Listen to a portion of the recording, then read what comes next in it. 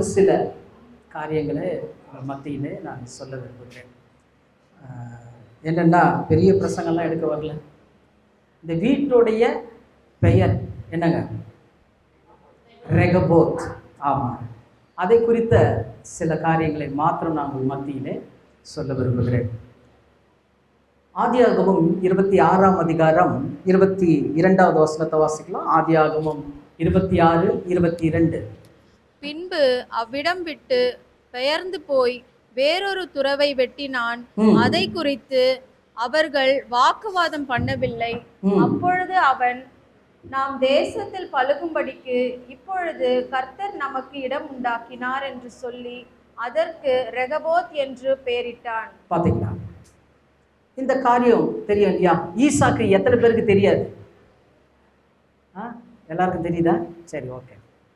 ஒரு மனிதர், ஆபிரகாம் என்கின்ற ஒரு மனிதர், இறைவனுடைய வார்த்தைக்கு கீழ்ப்படிந்து அந்த வார்த்தைக்கு கட்டுப்பட்டு அவர் தேவன் சொன்ன எல்லா காரியத்தையும் செய்தார். தேவன் அவரை ஆசீர்வதித்தார். அவருடைய மகன் ஈசாக்கு. இந்த ஈசாக்கு இந்த ஆபிரகாமின் ஆசீர்வாதத்துக்கு சொந்தக்காரர் இல்லையா? இந்த ஆசீர்வாதத்தை அவர் முதல்ல தக்க வச்சுக்கணும். ஏன்னா நிறைய பேர் பெற்றோர்கள் ஆஸ்தியை சேர்க்கிறார்கள், பிள்ளைகள் என்ன பண்றாங்க? அழுத்து போடுகிறார். இதுதான் இன்னைக்கு உலகத்துல நடக்கிற விஷயம். எரிய ஆஸ்திகளை சேர்க்கலாம், ஆனா அந்த பிள்ளைகள் என்ன பண்றது இல்லை? தக்க வச்சுக்கிறது இல்லை. ஸோ இங்க பாத்தீங்கன்னா வித்தியாசம். ஆபிரகாமை தேவன் ஆசீர்வதித்தார். அந்த ஆசீர்வாதத்தை ஈசாக்கு தக்க வைத்துக் கொண்டார். எப்படி தக்க வைத்துக் கொண்டார்னா, அவர் ஒரு தேசத்துக்கு போறாரு. அந்த இடம் பார்த்தீங்கன்னா மிகவும் ஒரு மோசமான ஒரு இடம். பெலிஸ்தியர் பட்டணத்துக்குள்ளாக சென்று அங்கே குடியிருக்கிறாரு. அப்படி குடியிருக்கும்போது அங்கு வாழ்க்கை தேவையான வாழ்வாதாரத்துக்குரிய தண்ணீர் தேவைப்படுது. அவரு ஆல்ரெடி அவங்க அப்பா வெட்டின கிணத்தை தான் என்ன பண்றாரு? அவரு வெட்டி ஓப்பன் பண்றாரு. அதுல தண்ணீர் வருகிறது. மிகப்பெரிய ஒரு காரியம் நடக்குது. ஆனா அங்க இருக்கிறவங்க என்ன பண்ணிடுறாங்க? வந்து பிடிச்சி, நீ இதை செய்யக்கூடாது அப்படின்னு அதை தூற்றி போடுகிறார்கள். அதுக்கு ஏசேக்கு அப்படின்னு ஒரு பேர் வைக்கிறாரு. நெக்ஸ்ட் அங்கிருந்து கொஞ்சம் தூரம் போய் இன்னொரு துறவை வெட்டுகிறார். அதே சேம் ப்ராப்ளம். எல்லாரும் வந்து என்ன பண்றாங்க? அங்க ஒரு பிரச்சனையை கிளப்புறாங்க. அப்பவும் தேவன் என்ன பண்றாரு? அந்த அந்த அந்த துறவுக்கு அவர் என்ன பேர் வைக்கிறாரு? சித்னா அப்படின்னு பேர் வைக்கிறாரு. மூன்றாவதாக ஒரு இடத்தை அவர் ஒரு துறவை வெட்டும்போது அங்க பிரச்சனை வரல. அங்க அவருக்கு பிரச்சனை வரல. வராததினாலே அவர் ஒரு உணர்வை பெற்றார். என்ன உணர்வு திரும்ப பெற்றாரு? கர்த்தர் நமக்கு இடம் உண்டாக்கினார். இது ஆணித்தரமான நம்பிக்கை. கர்த்தர் எனக்கு இடத்தை உண்டாக்கினார் அப்படின்னு சொல்லிட்டு அதுக்கு என்ன பேர் வச்சாருங்க? ரெகபோத் அப்படின்னு பேர் வச்சார். ரெகபோத் அப்படின்னா பிராட் பிளேஸ், விசாலமான இடம் அல்லது ஒரு பரந்த இடம் அப்படின்னு அர்த்தம். இப்போ இந்த இடத்துல ஈசாக்கு அங்க குடியிருக்கிறத பார்க்கணும். ஆக்சுவலா நீங்க வேத ஆராய்ச்சியில ஈடுபடும் பொழுது ஒவ்வொரு வார்த்தைக்கும் ஒரு தியரின்னு சொல்லுவாங்க, ஒரு கோட்பாடு இருக்கும். ரெகபோத் என்கின்ற வார்த்தைக்கு 2 விதமான கோட்பாடுகள் இருக்கு. முதல் கோட்பாடு என்னன்னா, அதிக சிரமங்களுக்கு பிறகு தேவன் கொடுக்கிற சமாதானத்தின் ஸ்தலம். நல்லா புரிஞ்சுங்க. அதிக சிரமங்களுக்கு பிறகு தேவன் கொடுக்கிற சமாதானத்தின் ஸ்தலம் ரெகபோத். புரிஞ்சுதுங்களா? ரொம்ப கஷ்டத்துக்கு பிறகு தேவன் ஒரு சமாதானமா ஒரு இடத்த கொடுத்தா அந்த இடத்துக்கு பேர் தான் என்னன்னு சொல்லுவாங்க? ரெகபோத்னு ஒரு வழக்கு சொல் சொல்லுவாங்க. ரெண்டாவது என்னன்னா, symbolised place of blessing and growth. அதாவது ஆசீர்வாதமும் வளர்ச்சியும் வரக்கூடிய இடம் ரெகபோத். ஆசீர்வாதமும் வளர்ச்சியும் வரக்கூடிய இடம் ரெகபோத். இந்த 2 விஷயத்தை ஈசாக்கினுடைய வாழ்க்கையில பார்க்கலாம். ஸோ ஃபர்ஸ்ட் அவர் என்ன பண்ணாரு? சுலபமா வந்து ஒரு இடத்துல வெட்டின உடனே தண்ணி வந்த உடனே அதுக்கு ரெகபோத்னு பேர் வச்சாரா? ஒரு இடத்துல தண்ணி பிரச்சனை இங்கெல்லாம் எப்படி இருக்குதுன்னு தெரியல. சென்னையிலலாம் பயங்கரமா இருக்கும். அவங்கவுங்க இன்னும் குடத்தை தூக்கி சுத்திட்டு இருக்காங்க தண்ணி கிடைக்காம. ஆனா ஒரு வாழ்வாதாரத்துக்கு தண்ணி எவ்வளவு முக்கியம். அந்த தண்ணி ஆதாரத்துக்கு என்ன பண்ணிட்டாங்க ஜனங்க? வந்து எதிர்மறையா செயல்படுறாங்க. அவரை முன்னேறாதபடிக்கு சொல்லுவாங்க. ஒரு தத்துவம் சொல்லுவாங்க, ஜான் ஏறுனா முழம் சறுக்குது. ஆமா, அந்த மாதிரி தான் வாழ்க்கை. இப்படி வாழ்க்கையில முன்னேறாதபடிக்கு இருக்கக்கூடிய சூழல்ல அவர் அங்க ஒரு துறவை வெட்டுறாரு, பிரச்சனை. மறுபடியும் ஒரு துறவை வெட்டுறாரு, பிரச்சனை. இப்படி பிரச்சனையை பார்த்தவருக்கு கடைசியா ஒரு துறவை வெட்டுறாரு, பிரச்சனை வரல. அதனால்தான் அதுக்கு என்ன பேர் வச்சாரு? ரெகபோத். ஏன்னா அதிக சிரமங்களுக்கு பிறகு தேவன் கொடுக்கிற சமாதானத்தின் ஸ்தலம் தான் ரெகபோத். இப்போ ஐயா இந்த வீட்டை அழகா வாழ்ந்து நல்லா செழிப்பா இருந்து பட்டுன்னு வாங்கிட்டாரா? இல்ல, அதிக சிரமம்.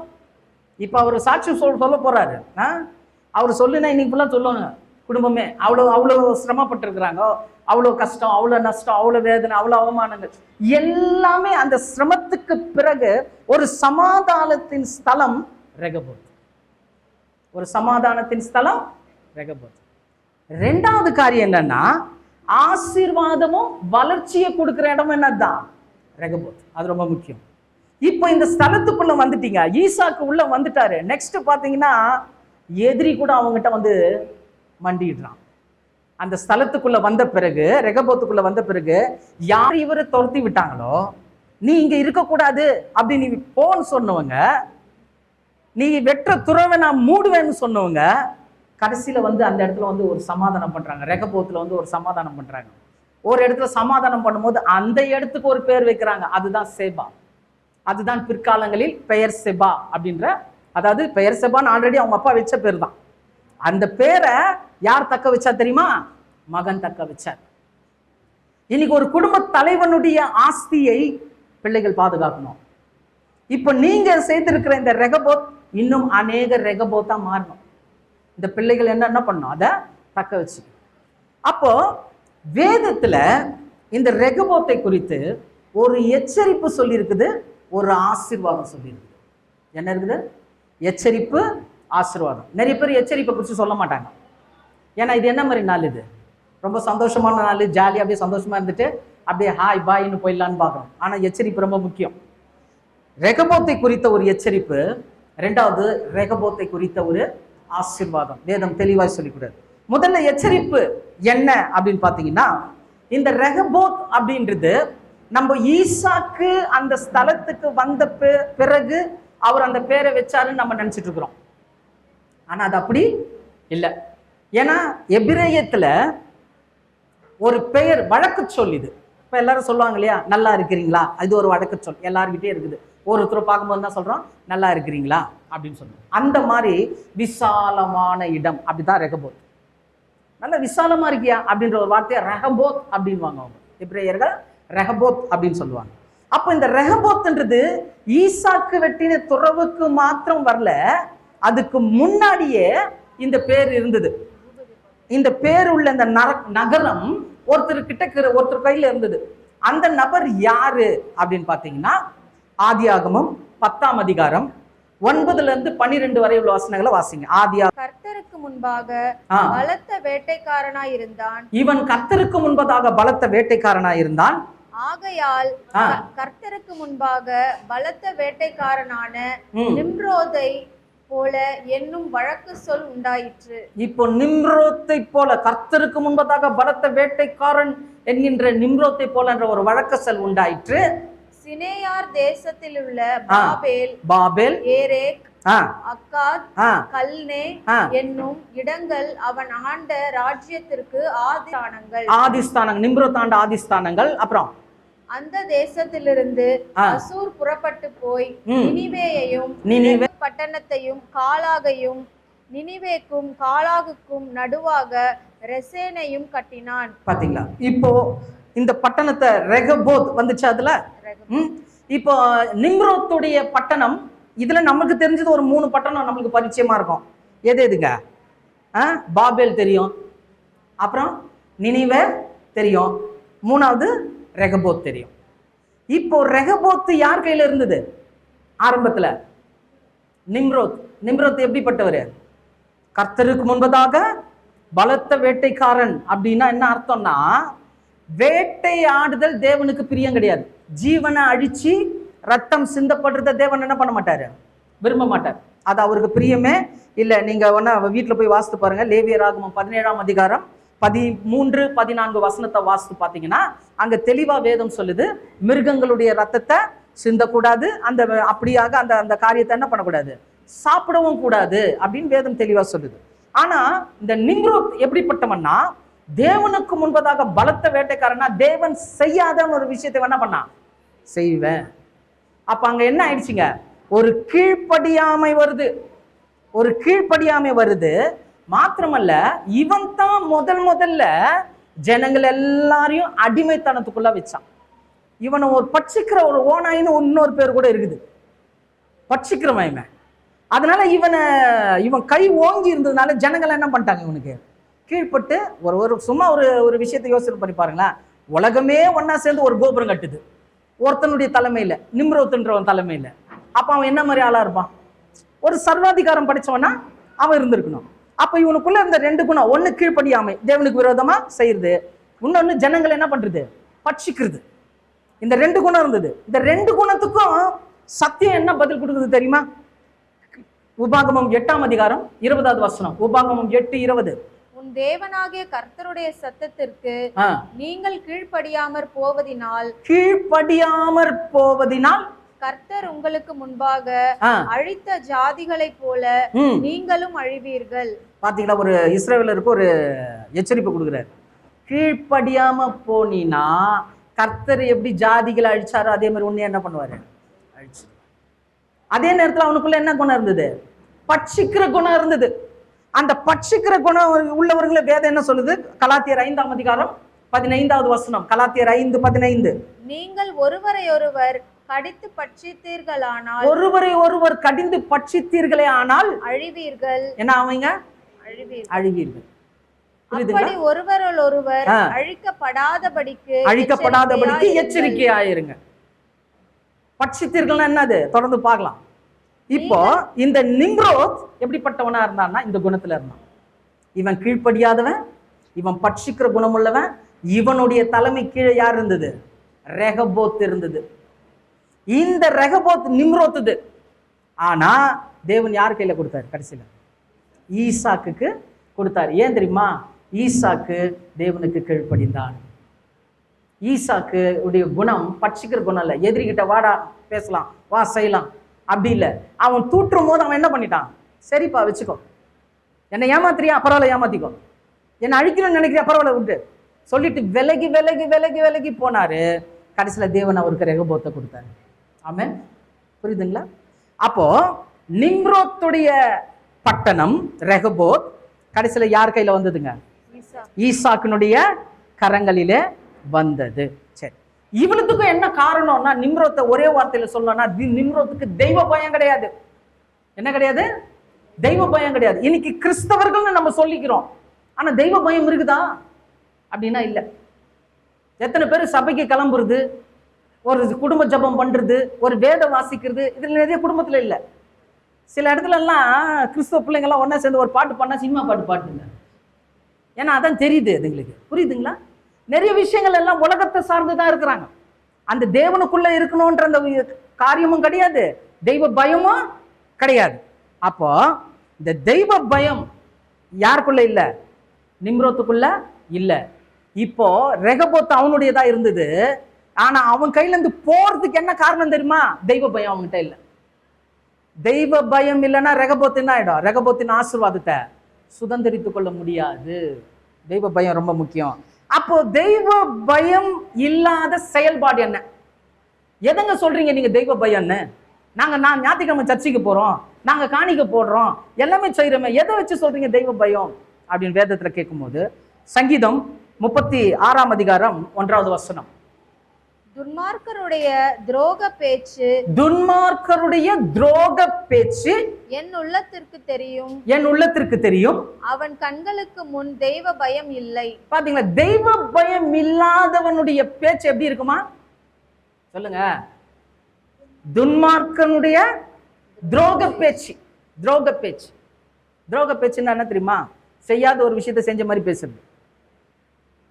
இப்படி பண்ணிட்டியே, அப்படி பண்ணிட்டியே. இப்ப குறிப்பா இந்த ரெகபோத்துல கர்த்தர் என்ன பண்ணிக்கிறார், இந்த குடும்பத்தை நாட்டி இருக்கிறார். இப்போ இங்க என்ன வரக்கூடாது, துரோக பேச்சு வரக்கூடாது. ஒருத்தர் கேள்வி கேட்கறது, அப்படியே இவர் இது செஞ்சிருப்பாரா செஞ்சிருக்க மாட்டாங்களா அதெல்லாம் யோசிக்காம கொள்ளாம எடுத்தெறிஞ்சு பேசுறது, அந்த மாதிரி ஒரு சில சலசலப்பு சண்டை எங்க வரக்கூடாது? ரெகபோத்துக்குள்ள வரக்கூடாது. நிம்ரோத்துக்குள்ள வந்தது, ரெகபோத் போயிடுச்சு. ரெகபோத் போயிடுச்சு. ஆனா குடும்ப சமாதானம்ன்றது ரொம்ப முக்கியம். குடும்பத்துல பிரச்சனை வருங்க, வரல. ஒரு குடும்பத்துல பிரச்சனையே வரலன்னா அந்த குடும்பம் வேற மாதிரின்னா நம்ம நினைக்கணும். ஏன்னா எல்லாரும் ஒருத்தர் பேசிக்கிட்டே இல்லைன்னு தான் அர்த்தம். பேசிக்கிறதும் இல்லை, பார்த்துக்கிறதும் இல்லை அப்படின்னா பிரச்சனையே வராது. இவங்க பண்றதெல்லாம் ஒன்று பார்க்கும் போது நம்மளுக்கு என்ன ஆகுது? கொஞ்சம் பச்சை மிளகா கடிச்ச மாதிரி இருக்குது. ஆனா பார்க்காம இருந்துட்டா பிரச்சனையே கிடையாது. அப்ப குடும்பத்துல என்ன வரும்? வராத மாதிரியே பார்த்து நிற்கிறீங்க பேரு. வரும் பிரச்சனை வரும். ஆனால் அந்த பிரச்சனைய எப்படி தீர்வு செய்யணும்? ஒவ்வொருத்தருடைய வீடும் ரெகபோத். தேவன் உங்களுக்கு கொடுத்திருக்கிற ஒரு விசாலமான இடம். அதை நினைச்சு தேவனுக்கு துதிக்கணும். ஆண்டவரே, இப்ப குறிப்பா நீங்க துதிக்கணும். என்ன மாதிரி சூழ்நிலை வந்தாலும் நம்ம என்ன பண்ணக்கூடாது? துன்மார்க்கமான துரோக பேச்ச இந்த ஸ்தலத்துக்குள்ள கொண்டு வரக்கூடாது, இந்த ஸ்தலத்துக்குள்ள கொண்டு வரக்கூடாது. அப்படி பண்றதுதான் தெய்வ பயம் இல்லாம இருக்கிறது. அப்போ தெய்வ பயம் இல்லாதவன் என்ன பண்ணுவான்? வீட்டுல அடி புடி டமால் டிமில் எல்லாம் போட்டுக்கிட்டு உடைக்கிறது கிடைக்கிறது. அப்படியே காலைல ஆரம்பிச்சா சாயங்காலம் வரைக்கும் கார்கில் வாரு எல்லா வாரம் அங்கதான் இருக்கும். அந்த இடத்துல தேவன் என்ன பண்ண முடியாது? ரெகபோத்தா மாற்ற முடியாது. ஒரு விசாலம் வராது. நீங்க உபவாசம் வந்து ஜெபம் பண்ணாலும் சரி, 1000 பேர் எவ்வளவு கூட்டினாலும், பெரிய பெரிய ஊழியக்காரங்களை கூட்டிட்டு வந்து ஜெபம் பண்ணாலும் சரி வராது. மாற்றம் எங்க வரணும்? நமக்குள்ள வரணும். மாற்றம் நமக்குள்ள வந்தாதான் நம்ம சுத்தி இருக்கிறது மாறும். சுத்தி இருக்கிறத மாத்தும் ஆண்டவரே அப்படின்னா தேவன் மாத்த மாட்டாரு. முதல்ல நீ மாறுன்னுவாரு. நம்மள மாத்திக்கிற ஸ்தலம் தான் ரெகபோத். ஆமென். இங்க வந்தவங்களுக்கு எல்லாருக்கும் ஒருவேளை சொந்த வீடு இருக்கலாம், சொந்த வீடு இல்லாதவங்களுக்கு சொல்ற ஒரு நற்செய்தி, கர்த்தர் உங்களுக்கு ரெகபோத்தை கொடுப்பார். ஏன்னா இந்த ரெகபோத்துல இருந்து போகும்போது நீங்க ஆசீர்வதிக்கப்பட்டவர்கள். ஆமென். இந்த ரெகபோத்துல இருந்து வெளியே போகும்போது நம்மளால ஆசீர்வதிக்கப்பட்டவர்கள். அதனால கர்த்தர் நமக்கு என்ன பண்ணுவாரு? ஒரு ரெகபோத்தை தருவாரு. அந்த ரெகபோத்துல துரோக பேச்சு இருக்கக்கூடாது. இந்த ரெகபோத்துல துரோக பேச்சு இருக்கக்கூடாது. ஒருத்தருக்கு விரோதமா என்ன பண்ணக்கூடாது? பேசக்கூடாது. பேச்ச கூட அமைதியா பேசலாம், சாந்தமா பேசலாம், அமைதியா பேசி பண்ணலாம். அதாவது ஏன் இதை செஞ்ச அப்படின்னா அது ஒண்ணுமே கிடையாது. ஏய் ஏன் அதை செஞ்ச? வித்தியாசம் தெரியுதா ரெண்டுத்துக்கும்? அப்ப பேசுற விதம் தான். அப்போ அமைதியான பிரதி உத்தரம் சமாதானத்தை பெருகப்படும். ரெகபோத்துல அது ரொம்ப முக்கியம். இன்னும் தெய்வ பயம் இல்லாத செயல் எது அப்படின்னு பாத்தீங்கன்னா, பவுல் எழுதுற ரோமர் 3ஆம் அதிகாரம் 12-13 வாசிங்க. ரோமர் 3ஆம் அதிகாரம் 12-13. எல்லாரும் வழி தப்பி ஏகமாய் கெட்டு போனார்கள். வழி தப்பி ஏகமாய் கெட்டு போனார்கள். நன்மை செய்கிறவன் இல்லை, நன்மை செய்கிறவன் இல்லை, ஒருவனாகிலும் இல்லை. 17-18 கூட வாசிங்க. அவர்கள் தொண்டை திறக்கப்பட்ட பிரேத குழி. தொண்டை எப்படிதான்? பிரேத குழியா? திறக்கப்பட்ட பிரேத குழியா? கல்லறைக்கு போய் பாத்துக்கிறீங்களா? எல்லாரும் கல்லறையை பாத்துக்கிறோம்ல. ஐயா பாத்துக்கிறீங்களா?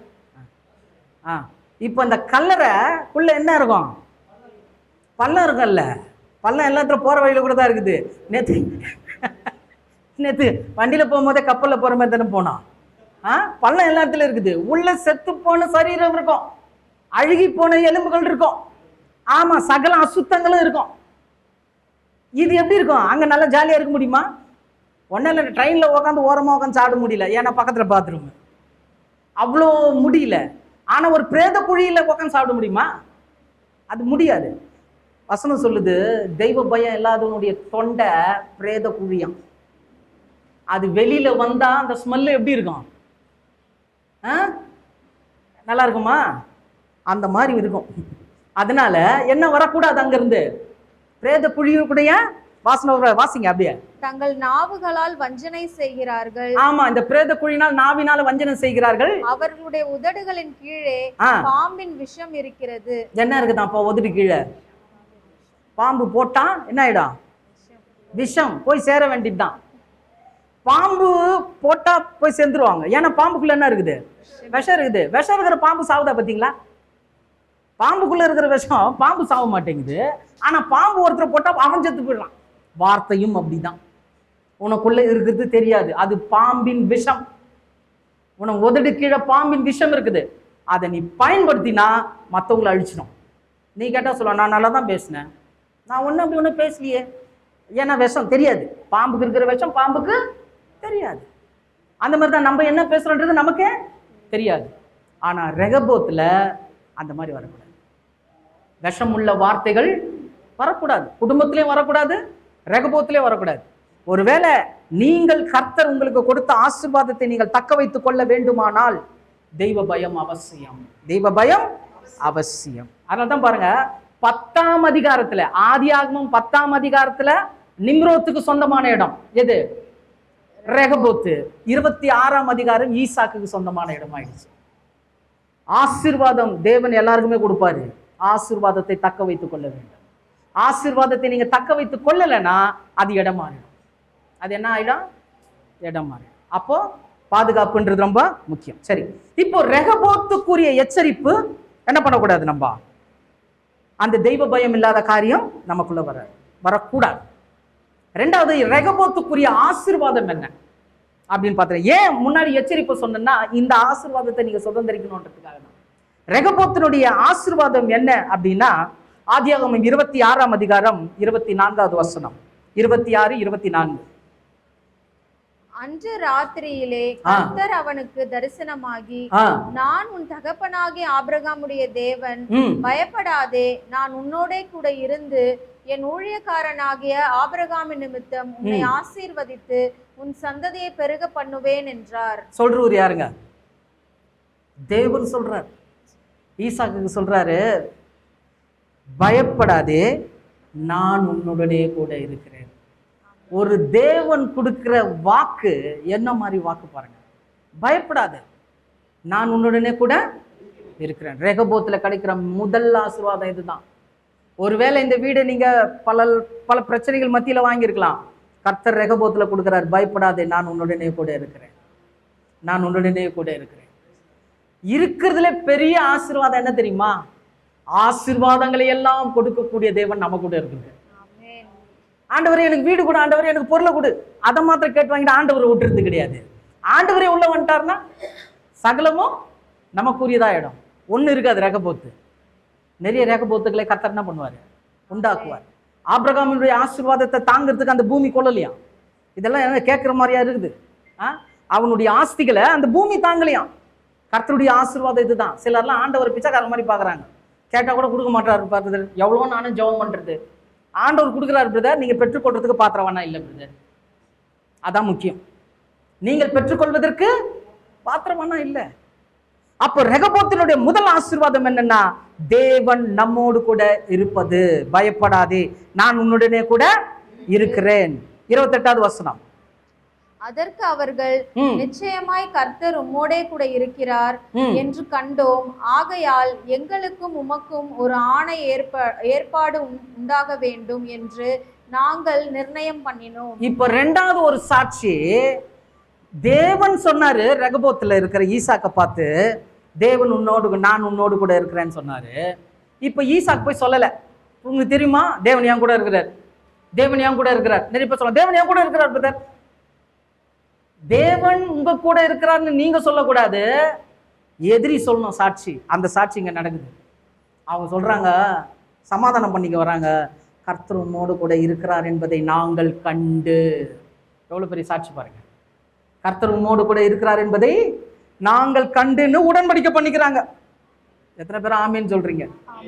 இதுதான் பெரிய சாட்சி. இதுதான் பெரிய சாட்சி. தேவன் சொல்றது, நான் உன் கூட இருக்கிறேன், நீ பயப்படாத. நம்ம சொல்றது இல்ல, தேவன் ஏன் கூட இருக்கிறாருன்னு எதிரி சொல்றான், கர்த்தர் உம்மோடு கூட இருக்கிறார். இதுதான் ரெண்டாவது ஆசீர்வாதம். இந்த ரெகபோத்துல கர்த்தர் அப்படிப்பட்ட ஒரு ஆசீர்வாதத்தை கொடுப்பார். நம்ம இருக்கிற ஸ்தலம் ஒரு விசாலமான ஸ்தலம். அது வாடகை வீடோ எந்த வீடோ, ஆனா அது நம்முடைய ரெகபோத். இதுக்கு இவங்களுடைய ரெகபோத். இந்த ரெகபோத்துல நாங்க வந்திருக்கிறோம்.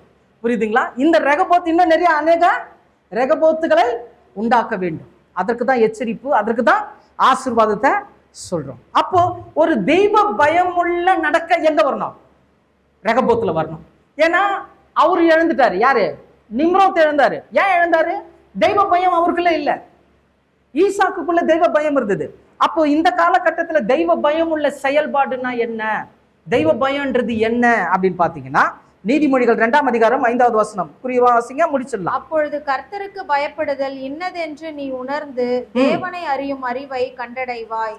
தெய்வ பயம்னா என்னன்றத இங்க ஒரு ஷார்ட் அண்ட் ஸ்வீட்டா சொல்லி இருக்கிறார். என்னன்னா, தேவனை குறித்த அறிவின் உணர்வுங்க, அதான் தெய்வ பயம். தேவனை குறித்த அறிவின் உணர்வு. எப்படி? இப்போ இங்கெல்லாம் ஊழியக்காரங்க இருக்கிறாங்க, அதனால நீங்க எல்லாம் எப்படி இருக்கிறீங்க? டீசெண்டா பேசுறீங்க, டீசெண்டா எல்லாம் என்ன பண்றீங்க? அப்படியே ராயலும் அப்படியே நீட்டா இருக்கிறீங்க. இதே இங்க ஊழியக்காரங்க யாருமே இல்லைன்னா எப்படி இருப்பீங்க? ஆமா, பயங்கரமா. பார்த்தீங்களா? இப்ப ஆரம்பிச்சிட்டாங்க. அதான் கதை. புரியுதா? அப்போ ஒரு தேவ மனுஷன் இருந்தா அந்த இடத்துல ஒரு பயம் வருது, ஒரு மரியாதை வருது. தேவ மனுஷன் இல்லைன்னா சிலர் வீட்டுல எல்லாம் பாஸ்டர் எல்லாம் உள்ள வந்துட்டாருன்னா அவ்வளவுதான், எப்படி என்ன ஆகும்னே தெரியாது. அப்படியே வீடு தலைகீழ மாறிடும். பாஸ்டர் அப்படி போன உடனே வீடு மறுபடியும் நின்றுடும். எப்படி அந்த மாற்றம் வருது?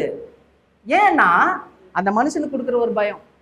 அந்த மாதிரி தேவ பயம்ன்றது தேவனை அறிகிற அறிவின் உணர்வு. தேவன் என்னோடு கூட இருக்கிறார், தேவன் என்னுடைய வீட்டில் இருக்கிறார், தேவன் என் குடும்பத்தில் இருக்கிறார், நான் போகும்போது என்னோட கூட வர்றார், நான் வரும்போது என்னோட கூட வருகிறார். இந்த உணர்வு.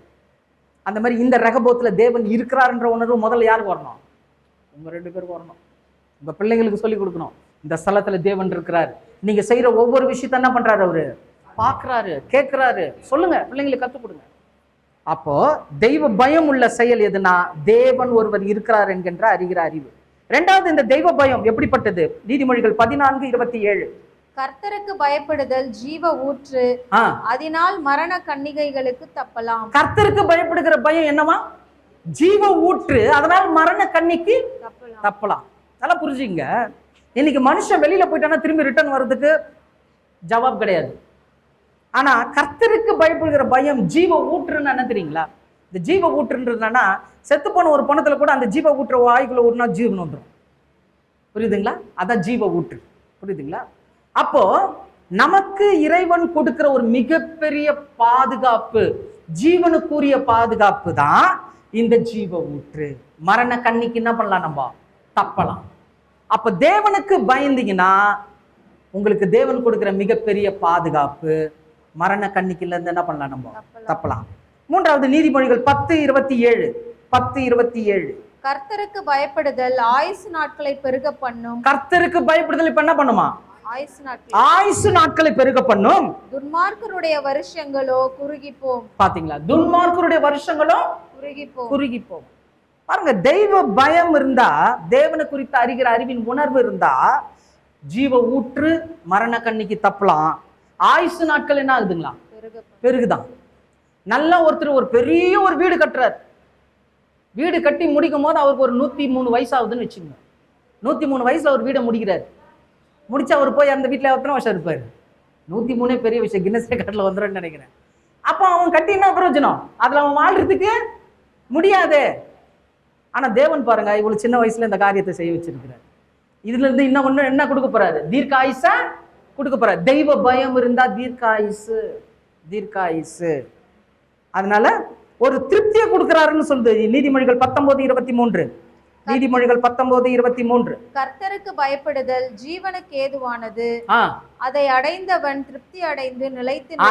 கர்த்தருக்கு ஜீவனுக்கு ஏதுவானது, அதை அடைந்தவன் எப்படிப்பட்டவனா? திருப்தி அடைந்து நிலைத்து நிற்பான். திருப்தி அடைந்து நிலைத்திருப்பான். திருப்தி அடைந்த ரெகபோத்துல கர்த்தர் கொடுக்கிற ஆசீர்வாதம் என்ன தெரியுமா? திருப்தி அடைந்து நிலைத்திருப்பீர்கள். என்ன திருப்தி? கடைசி அந்த வசனத்தை வாசித்து முடிச்சலாம். ஆதியாகமம் 26ஆம் அதிகாரம் 12-13. ஈசாக்கு அந்த தேசத்தில் விதை விதைத்தான். கர்த்தர் அவனை ஆசீர்வதித்ததினால் அந்த வருஷத்தில் 100 மடங்கு பலன் அடைந்தான். எப்ப அவரு விதைச்சாரு தெரியுமா? எப்ப விதைச்சாருங்க?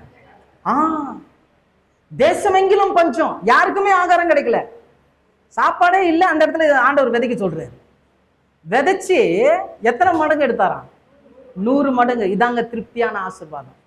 ரெகபோத்துல தேவன் கொடுக்கிற மிக திருப்தியான ஒரு ஆசீர்வாதம் என்னன்னா, வெளியில எங்க இருக்குதோ இல்லையோ தெரியாது, ரெகபோத்துக்குள்ள இருக்கும். 100 மடங்கு ஆசீர்வாதம் இந்த ரெகபோத்தில் உண்டு. ஆமென், உண்டு. அப்புறம் அவன் ஐஸ்வர்யவனாகி வர வர விருத்தி அடைந்து மகா பெரியவனானான். இதாங்க ரெகபோத்தினுடைய ஆசீர்வாதம். 1 100 மடங்கு ஆசீர்வாதம். 2வது என்னது? வர வர விருத்தி. அது ரொம்ப முக்கியம். சில சொல்லுவாங்க, இப்படி வருதுங்க, எப்படி போகுதுன்னு தெரியலங்க. வருது, நல்லா வருது. எங்க போகுது? ஏன்னா ரெகபோத்துக்குள்ள இல்ல. ரெகபோத்துல இருக்கக்கூடிய அந்த தெய்வ பயம் இல்ல.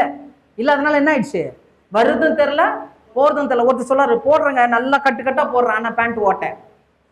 பேண்ட் என்னது ஓட்ட? ஏன் இல்ல? வருமானம் கையில நிக்கல. ஏன் நிக்கல? ரெகபோத்துக்குரிய தெய்வ பயம் இல்லை.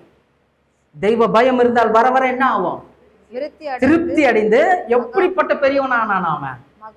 மகா பெரியவனான. அந்த வார்த்தை எனக்கு ரொம்ப பிடிக்கும், மகா பெரியவன். ஏன்னா இந்த வார்த்தை சில முக்கியமான இதுக்கு தான் யூஸ் பண்ணிருப்பாங்க. மகா பிரதான ஆசாரி, மகா பரிசுத்த ஸ்தலம், மகா பரிசுத்தமான விசுவாசம். அந்த மாதிரி இந்த மகா அப்படின்றது வந்து தேவனே வியந்து சொல்ற ஒரு வார்த்தை. மகாப்பா எவ்வளவு பெருசுப்பா அப்படின்னு நம்ம சொல்றோம் இல்லையா, அந்த மாதிரி தேவன் சொல்றது மகான்ற ஒரு வார்த்தை. அவ்வளோ பெரிய மகா பெரியவனா ஆகக்கூடிய ஆசீர்வாதம் எங்க இருக்குதுங்க? ரெகபோத்துக்குள்ள இருக்குது. தெரிஞ்சோ தெரியாமலோ, அறிஞ்சோ அறியாமலோ, ரெகபோத்துன்னு நீங்க பேர் வச்சுக்கலாம் வைக்கலையான்னு எனக்கு தெரியாது. ஆனா ரெகபோத்துக்குரிய ஆசீர்வாதம் இதுதான். இதை இவ்வளோ நேரம் எடுத்து சொல்றேன்னா, நேற்று ஒருத்தர் போனார் இந்த சைடு, ஒரு யாருன்னு தெரியல போனாரு. அவர் போகும்போதுல ராக் பெத் அப்படின்னு படிச்சுட்டு போனார். ராக் பெத்துன்னு படிச்சாரு. எதுக்கு இந்த மனுஷன் ராக் பெத்துன்னு படிச்சா? நான் கொஞ்சம் கூந்து படிச்சா மேல ஒரு மலை போட்டிருக்கிறீங்க. அப்பதான் கேட்டேன் நான், எதுக்கு அந்த மலையை போட்டீங்க? இல்ல, மலைகளை பெயர்க்கத்தக்க விசுவாசம் உள்ள இருக்குதுன்றத ஒரு சிம்பாலிக்கா நாங்க போட்டிருக்கிறோம். நானும் படிக்கிறோம். என்ன படிச்சாரு? ரெகபோத்துன்னு படிக்கலாம். அவர் இங்க இருக்கிற லோக்கலால என்னன்னு தெரியல, ராக் பெத் அப்படின்ட்டு போய் நின்ட்டார் அவரு. ஆனா ரெகபோத்துல எழுதி இருக்கிறோம், பேருக்கு அர்த்தம் தெரியல, சிலருக்கு தெரியாது. ஒருவேளை இங்க வந்துருக்கவங்களுக்கு கூட தெரியாம இருக்கலாம்.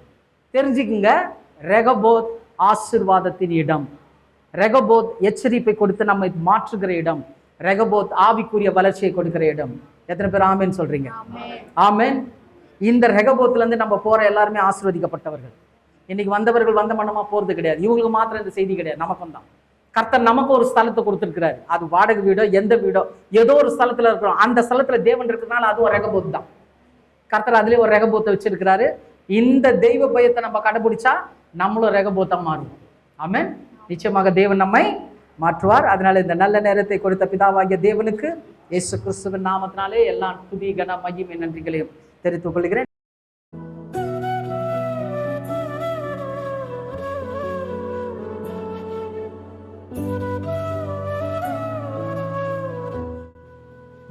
கர்த்தருடைய பரிசுத்த நாமத்துக்கு ஸ்தோத்திரம். இன்னைக்கு இந்த ஒரு விஷயம் வந்து நடந்ததுக்கு முழு காரணம் யார் அப்படின்னா தேவன் மட்டும்தான். இந்த இடத்துல இப்படி நிற்க வச்சது தேவன் மாத்திரம்தான். இது மனுஷரால கூடாத காரியம், யாராலையுமே செய்ய முடியாத ஒரு விஷயம். என் வாழ்க்கையில் செஞ்சது தேவன் மாத்திரம்தான். எல்லா புகழும் எல்லா மகியுமே தேவன் ஒருவருக்கு மாத்திரம். ஒரு சின்ன விஷயத்த சொல்லிடுறேன். ஆக்சுவலாக வந்து இப்போ நான் சொல்ல போகிற ஸ்டார்டிங் பார்த்தீங்கன்னா ஒன்றும் இல்லை, 2010 மட்டும்தான். கிறிஸ்பாக சொல்லிடுறேன்.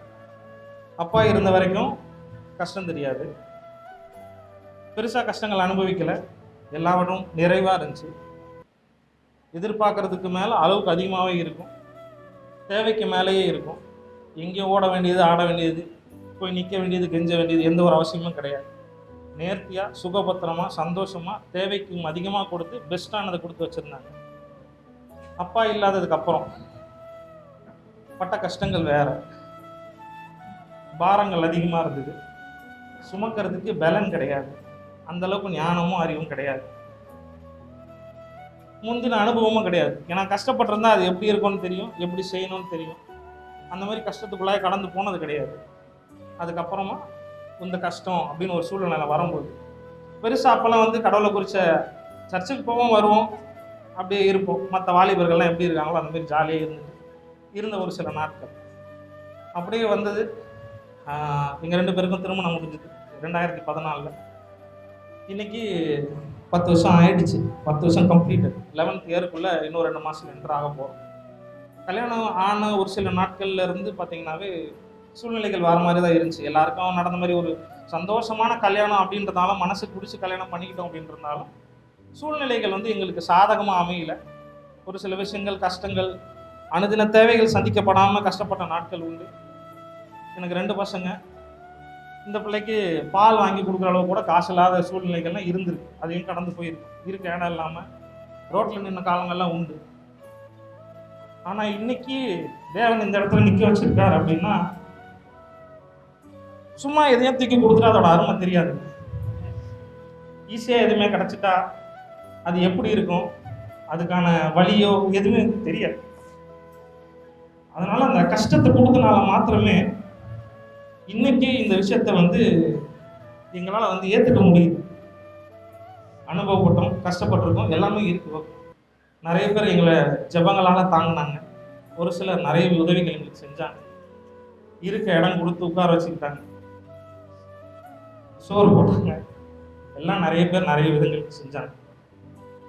எல்லா இடத்துலையும் இருந்து பார்த்தீங்கன்னா எங்கள் மேலே ஒரு சின்ன ஒரு கரிசனை, ஒரு எப்படி சொல்கிறது, ஒரு இறக்கம். எல்லா இடத்துலையுமே நிறைய கண்கள் எங்களுக்கு கிடச்சிது. அது வேலை செய்கிற இடமா இருக்கட்டும், நாங்கள் பழகிற எங்களுடைய உறவினர்களாக இருக்கட்டும், சொந்தங்களாக இருக்கட்டும், நண்பர்களாக இருக்கட்டும், நிறைய இடத்துல நிறைய நன்றிகள், எங்களுக்கு நிறைய நல்ல விஷயங்கள் கிடச்சிது.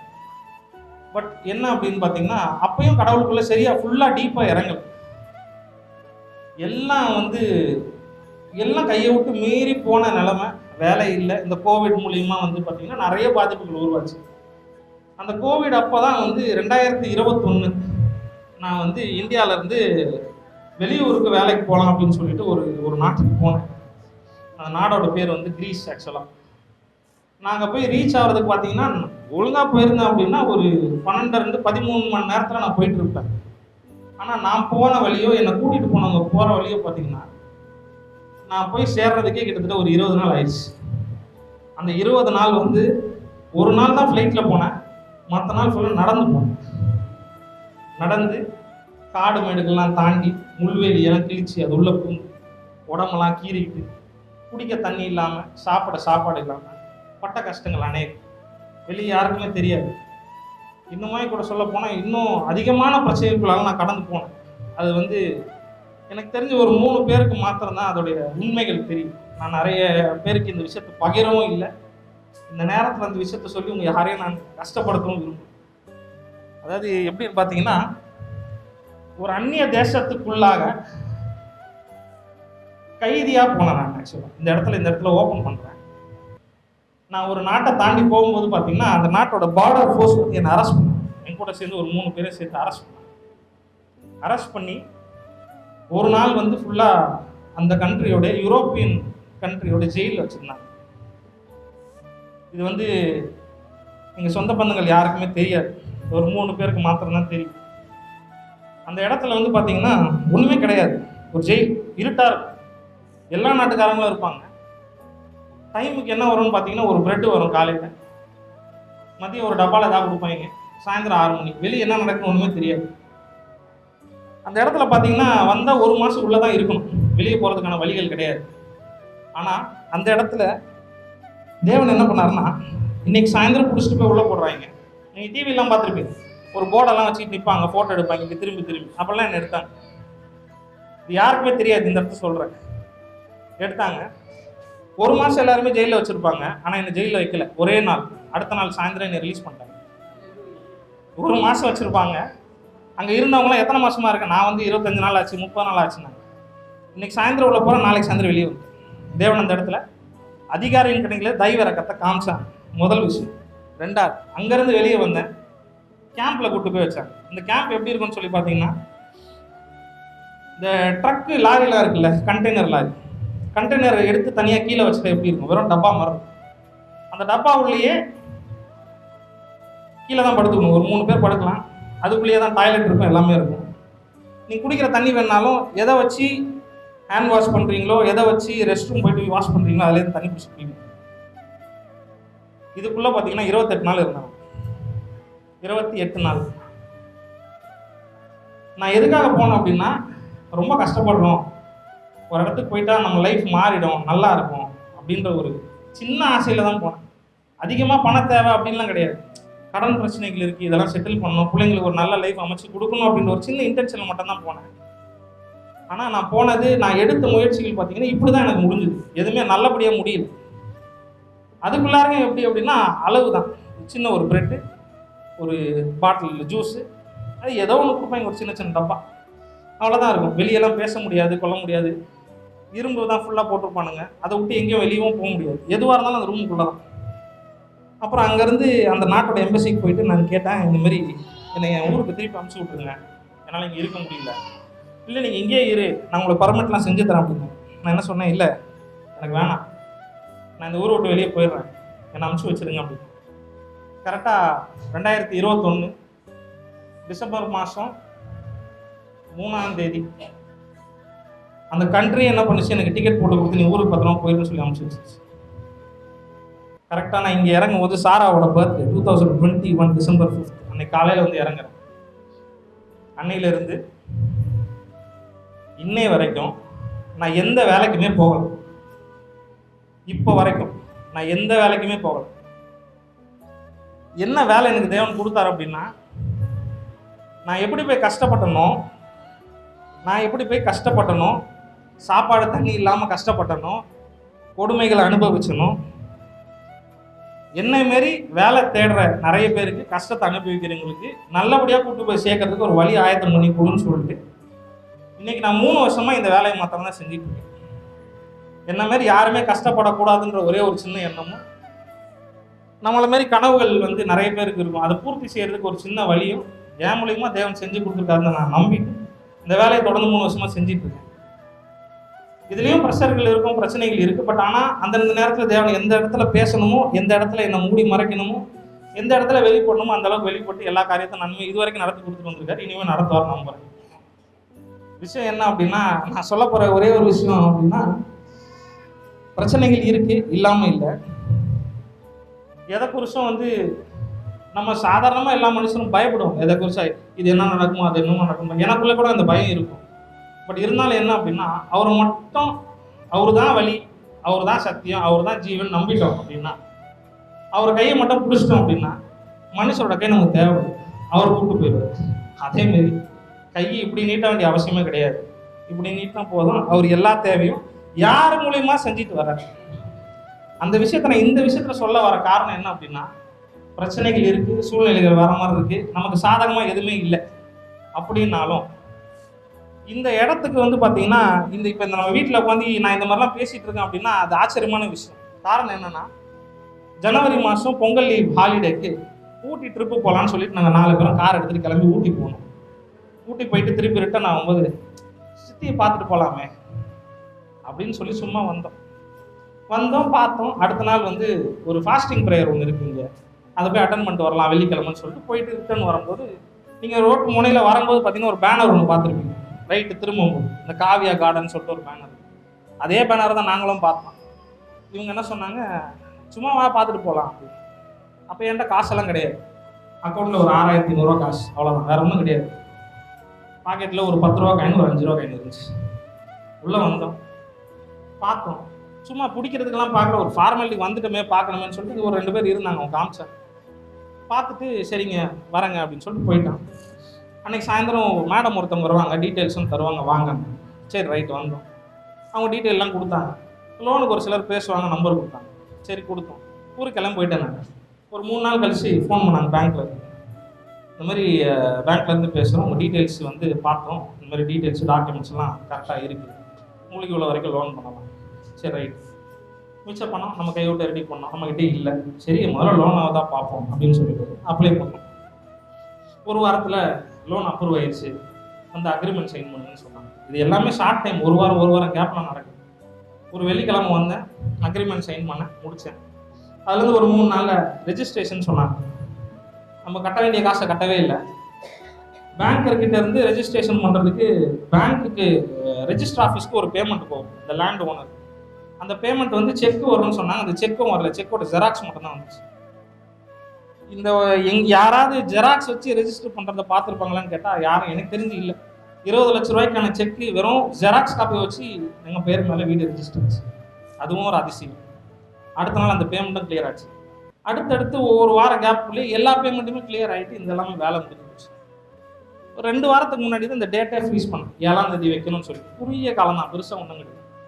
முடிவு பண்ணோம், எல்லாரையும் கூப்பிட்டு சொன்னோம், இன்றைக்கி நீங்கள் எல்லாரும் வந்திருக்கீங்க, ரொம்ப சந்தோஷம். வாழ்க்கையில் வந்து என்ன அப்படின்னா, பெரிய கஷ்டத்துக்கு அப்புறம் இது வந்து இதுக்கு நாங்கள் தகுதியானவங்களான்னு கேட்டால் கிடையாது, சத்தியமாக கிடையாது. தேவனோட இரக்கம் கிடச்சிது, செஞ்சுருக்காரு. இன்றைக்கி நம்ம இந்த இடத்துல உட்காந்துருக்கோம். அது ஒன்றுக்கு மட்டும் தான் நான் சொல்ல வரோம். இதுக்கான தேவைகள் அநேகமாக இருந்துச்சு.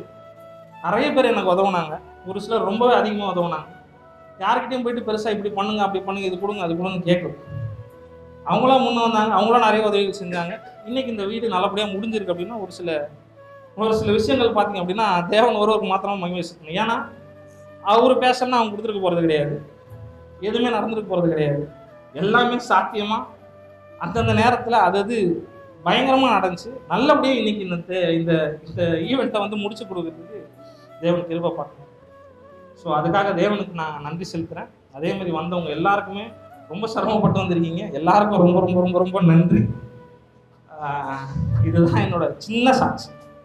இந்த 10 வருஷமாக பட்டதுக்கு, கஷ்டப்பட்டதுக்கு, நிறைய இடத்துல இடம் பெயர்ந்து போனதுக்கு, நிறைய வலிகள் வேதனைகள் அனுபவிச்சதுக்கு எல்லாத்துக்கும் காரணம் யார் அப்படின்னா நான் மட்டும்தான். நான் செஞ்ச ஒரு சில தவறான விஷயங்கள், எடுத்த விபரீதமான முடிவுகள், அது மாத்திரமே இதுக்கு காரணமாக இருந்துச்சே தவிர நான் யாரையுமே குத்தலாம் சொல்ல மாட்டேன். இவங்க இப்படி பண்ணிட்டாங்க, அவங்க இப்படி பண்ணிட்டாங்க, இதனால நான் இப்படி ஆகிட்டேன், அதெல்லாம் கிடையாது. என்னோட ஒரு சில தவறுகள், அதனால நான் இன்னைக்கு கஷ்டப்பட்டு திருப்பி இந்த ஒரு நிலைமைக்கு தேவன் கூட்டு வந்து வச்சிருக்கேன். நான் வரல, அவர் மட்டும்தான் கூட்டு வந்து வச்சார். ஸோ வந்து எல்லா புகழும் துதியும் கனமும் மகிமையும் தேவனுக்கு மாத்திரம். ஸோ இந்த சாட்சியை நான் இதோட முடிச்சுக்கிறேன்.